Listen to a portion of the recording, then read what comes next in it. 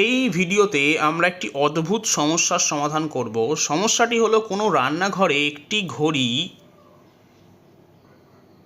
যতক্ষণ সেখানে আগুন জ্বলে ততক্ষণ ঘন্টায় 8.5 সেকেন্ড করে স্লো বা মন্দ চলে, এবং যতক্ষণ আগুন জ্বলে না ততক্ষণ ঘন্টায় 5.1 সেকেন্ড দ্রুত চলে। মোটের উপর 48 ঘন্টায় ঘড়িটিতে সঠিক সময় দেখা যায়। তাহলে 48 ঘন্টায় কতক্ষণ আগুন জ্বলে তা নির্ণয় করতে বলা হয়েছে। আমি ধরে নিচ্ছি যে 48 ঘন্টার মধ্যে x ঘন্টায় আগুন জ্বলে, তার মানে 48 - x ঘন্টায় আগুন জ্বলে না। এখন যখন আগুন জ্বলছে তখন ঘড়িটি মন্দ চলছে, এবং কতক্ষণ মন্দ চলছে? যে 1 ঘন্টায় 8.5 সেকেন্ড মন্দ চলছে।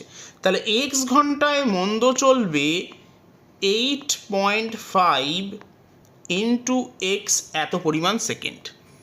আবার যখন আগুন জ্বলছে না তখন প্রতি ঘন্টায় 5.1 সেকেন্ড করে ফাস্ট চলছে।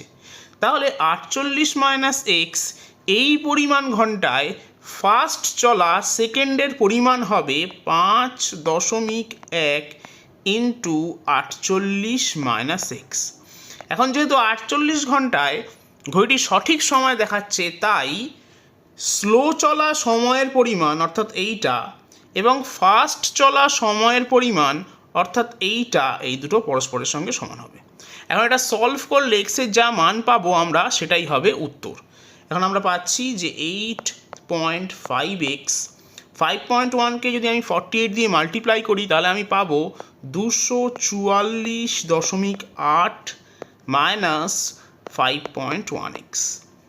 এটাকে আমি এদিকে নিয়ে যাচ্ছি।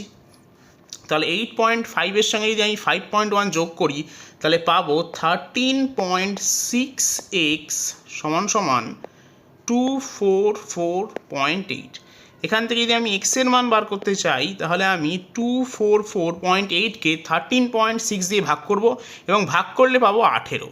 তাহলে আমার সঠিক উত্তর হবে অপশন বি, 18 ঘন্টা।